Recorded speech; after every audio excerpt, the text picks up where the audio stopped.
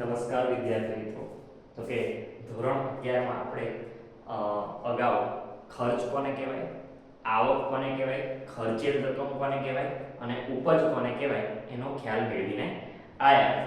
હવે ગઈ વખતે છેલ્લે આપણે વાત કરી હતી કે ધંધામાં ખર્ચ કરવો જરૂરી છે, એમ ખર્ચ કરવા માટે નફો થવો પણ જરૂરી છે. રેડી ને મિત્રો? એટલે તે વખતે બોલ્યા હતા કે ધંધાનું હૃદય, ધંધો જેના માટે ચાલે છે, ધંધો કરવા માટે લોકો પ્રેરાય છે, એવો પારિભાષિક શબ્દ આજે ભણવાના છે, એટલે કે પ્રોફિટ. એને કહેવાય નફો. તો નફો એટલે શું મિત્રો? તો ખાસ ધ્યાન રાખીશું કે જ્યારે આપણી જોડે નિયમિત આવકો જે છે એ વધારે હોય અને એ આવકોમાંથી જ્યારે નિયમિત જાવકો બાદ કરી દેવામાં આવે અને જે રકમ વધે એને નફો કહેવામાં આવે છે.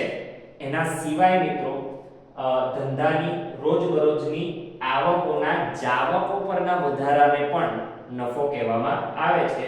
આ પ્રકારના નફાની ગણતરી નફા નુકસાન ખાતા પરથી કરી શકાય છે મિત્રો. આપણો 11 નો બીજો ભાગ અને એમાં પાંચમું પ્રકરણ આપણે ભણીશું વાર્ષિક હિસાબો, ત્યારે નફા નુકસાન ખાતું આવશે. તો એ નફા નુકસાન ખાતા પરથી આપણે આપણો નફો જાણી શકીએ છે. તો ખર્ચની જેમ અહીંયા નફાના પણ કેટલા પ્રકાર છે? બે. એક મહેસૂલી નફો અને બીજો છે મૂડી નફો. મહેસૂલી શબ્દ જ્યાં જ્યાં આવે તો સમજી લેવાનું કે ટૂંકા ગાળાનો છે. તો રોજબરોજ જે નફો થાય છે તો એવા નફાને મહેસૂલી નફો કહેવામાં આવે છે. તો કે જો મહેસૂલી આવકો વધારે હોય ત્યારે મહેસૂલી આવકોમાંથી મહેસૂલી ખર્ચ બાદ કરતા મળતી આવકને મહેસૂલી નફા તરીકે ઓળખવામાં આવે છે.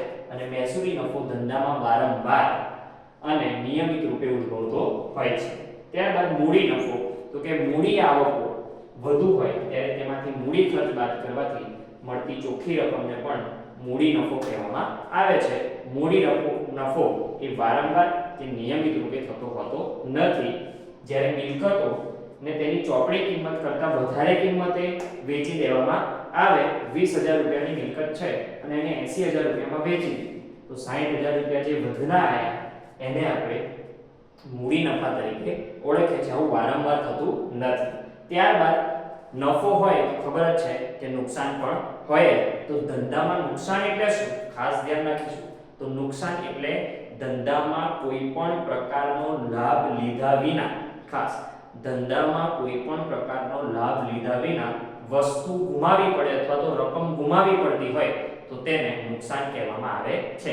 જેમ કે આગમાં માલ બળી ગયો, આપણે યુઝ જ નતો કર્યો, લાયા હતા, મૂક્યો તો ને આગમાં માલ બળી ગયો, વરસાદમાં પલળી ગયો, ચોરાઈ ગયો, તો આ બધી વાતો લાભ લીધા વિના રકમ ગઈ તો એને શું કહેવાય? નુકસાન કહેવામાં આવે છે. એનું ઉદાહરણ પણ આપણે અહીંયા લખ્યું છે. વર્ષ દરમિયાન નિયમિત ખર્ચમાંથી નિયમિત આવકો બાદ કરતા વધતી રકમ, એટલે મિત્રો ખર્ચા વધારે હોય અને આવકો કેવી હોય? ઓછી હોય, તો પણ જે રકમ વધે છે એને નુકસાન કહેવાય. અને તેના બે પ્રકાર છે, મહેસૂલી નુકસાન અને બીજું છે મૂડી નુકસાન, જે આ રીતે હોય છે મિત્રો. ખાસ ધ્યાન. તો હવે આપણો નફો અને નુકસાનની વાત અહીંયા પૂર્ણ થાય છે. મળીશું. જય હિન્દ, જય ભારત.